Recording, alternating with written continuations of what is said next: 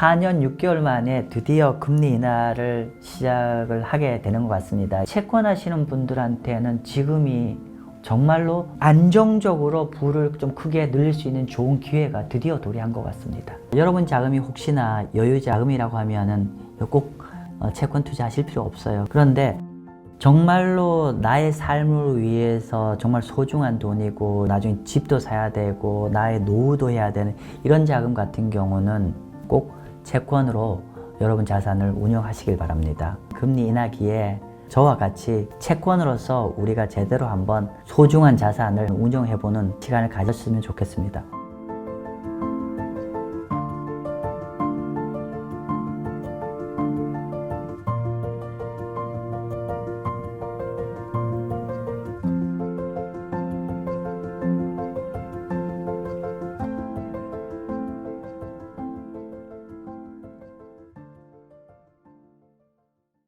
네, 안녕하세요. 마경환입니다.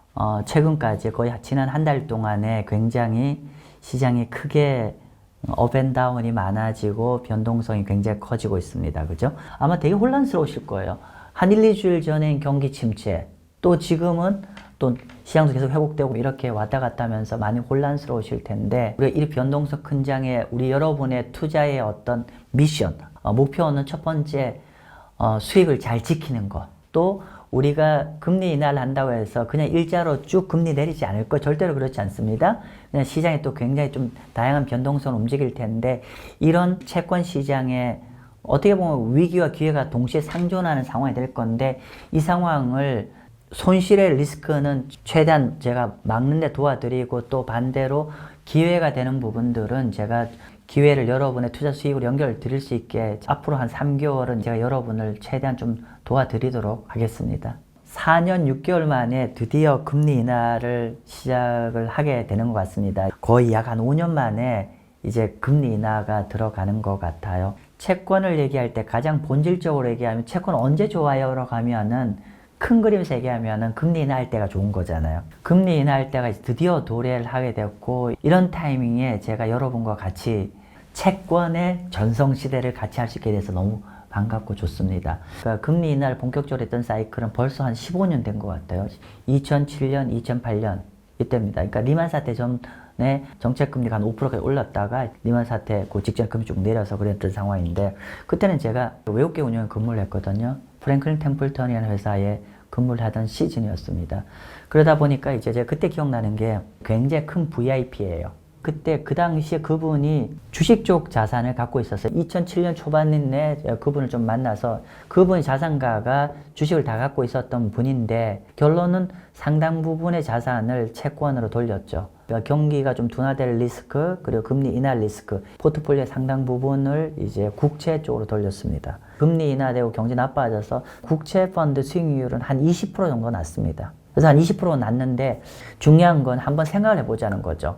그분의 자산을 전부 다 주식을 다 그대로 갖고 있던 상황에서 우리가 리만 사태 때 주식 50% 이상 폭락을 했거든요. 그분이 채권 옮겨서 한 20% 수익이 났고, 거기에다가 그대로 안 들고 있고 나왔기 때문에 거의 50%의 잠재 손실도 피할 수가 있었죠. 그리고 그 다음에 무슨 사이클이 왔냐면, 국채 수익 낸 다음에 그 다음에 2009년에 미국 하이리 투자했습니다. 그래서 그 사이클에 거의 100% 났습니다. 즉 제가 드리고 싶은 요지는 뭐냐면은, 그때와 마찬가지로 드디어 금리 인하가 들어가고 있고 경기 둔화 가능성이 커지고 있는 국면이니까, 채권하시는 분들한테는 지금이 정말로 안정적으로 부를 좀 크게 늘릴 수 있는 좋은 기회가 드디어 도래한 것 같습니다. 네. 이제는 금리 인하가 얼만큼 하냐가 중요하고, 얼만큼 하냐에 따라서 이런 거죠. 금리 인하를 확 하잖아요? 그럼 국채금리 확 내릴 거예요. 예를 들면 50bp 인하할 거로 생각했는데, 시장 그렇게 예상되어 있는데 25bp 인하해. 그럼 반대로 국채금리가 오히려 올라오죠. 예를 들면 그렇습니다. 그래서 9월 달에 금리 인하한다는 건 시장에 다 반영되어 있는데, 중요한 건 앞으로 금리 인하가 어느 정도의 폭으로, 얼마나 속도로, 이런 거에 따라서 시장은 저는 달라질 거고, 그러면 이 금리 인하 폭과 속도를 결정짓는 거는 매크로예요. 그래서 매크로를 정말 타인리하게 읽어내는 게 결정적으로 중요하다. 네, 이번 실전 투자 스터디에서는 이런 전략과 전술을 이번 기회를 잡을 수 있도록 채권 투자의 전략과 전술에 좀 집중하는 수업을 진행하고자 합니다. 전술 부분, 택티컬 부분을 앞으로 좀 중요하다고 말씀드렸는데 실제 지금 실전 클래스를 벌써 3차례를 진행했는데 7월 클래스 같은 경우는 제가 시장에 좀 적이 대처하는 전술적인 파트를 좀 많이 좀 가미를 해서 요번에 강의를 좀 했었습니다.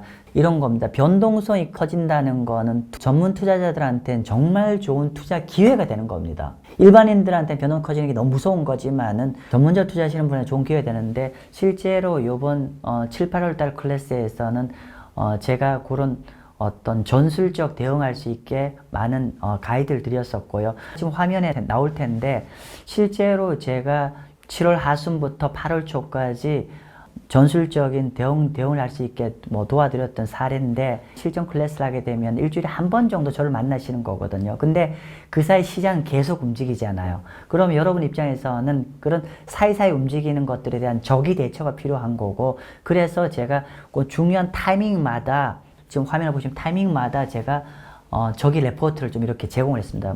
예를 들면 7월 한 20일경에 장기채를 늘리라. 각자가 좀 시장에 적이 대처할 수 있게 제가 도와주는 좀 일을 했는데 오히려 이제 9월 달부터는 좀 이런 것들이 더 여러분한테 더 필요하지 않을까. 그래서 9월 달에도 시장 상황의 변화에 따라서 필요하다고 하면 제가 적시에 이런 레포트도 준비해서 여러분의 투자를 좀 도와드리도록 하겠습니다. 실전으로 옮기려고 할 때 내가 어떤 채권을 투자해야 되고 어떤 채권 ETF를 해야 되고 내가 어떤 채권 펀드를 해야 되는지 어떤 셀렉션의 어려움이 있고 두 번째는 어떻게 포트폴리오를 구성해야 되는지 이런 어려움들이 실행을 옮기는데 많은 어려움을 겪는 경우가 많습니다. 그래서 제가 이제 모델 포트폴리오를 수업 시간에 저희가 제공을 합니다. 즉 적어도 요 범위 내에서 그 정도를 제가 제시하는 거니까 그 범위 내에서 투자를 하시면 된다는 뜻이고요. 그리고 실제로 그 위주로 해서 제가 모델 포트폴리오 위주로 제가 수업을 좀 진행해서 실제 투자로 옮기실 때 많은 좀 도움이 되도록 하고 있습니다. 주식 하시는 분들이 요즘 채권에 관심들이 되게 많으십니다. 그래서 이 주식 하시는 분들은 채권을 어떻게 투자하시냐면 보니까 채권 ETF로 많이 하시더라고요. 그래서 채권 ETF는 마치 일반 개별 주식처럼 시장에 좀 적이 대처가 더 필요한 상황이죠. 그래서 우리가 현재 채권에서 다양한 기회가 나오면은 우리가 채권 ETF 하시는 분들은 주식 못지않게 좋은 성과를 낼 수 있는 거고 자 그러면 중요한 거는 그럼 어떤 채권 ETF를 하는지가 또 중요할 텐데 마찬가지로 제가 채권 ETF 모델 포트폴리오도 좀 제시를 해드릴 예정입니다. 그래서 그런 측면에서는 여러분한테 좀 채권 ETF를 투자하시는 분은 실질적인 도움이 되지 않을까 싶습니다. 네, 이번 9월부터 연말까지 채권 투자자 입장에서는 참 기대되는 시간입니다. 채권 투자 클래스를 통해서 이 기회를 잡을 수 있게 여러분의 손을 한번 꽉 잡고 같이 가고 싶습니다. 네, 9월 클래스에서 뵙겠습니다. 감사합니다.